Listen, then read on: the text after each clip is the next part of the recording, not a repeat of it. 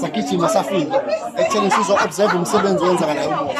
Siyabonga kakhulu mfowethu sihlangene nokuncamela la kubeke kusona nabantu base-South Africa abathembile kusona ikakhulukazi i-leadership kakhulu basibona umsebenzi.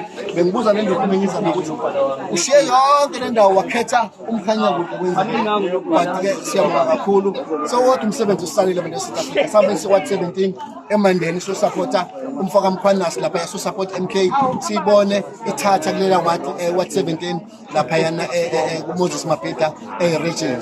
Sicela kakhulu ukuthi abantu abame bawusupport lo msebenzi nabantu beyouth siyacela bafethu asambeni usupport lo msebenzi olapha ya emandeni usupport kakhulu bayidinga support. U26 sifuna ukuzibona uMK uthatha leli award ngokuningi ba.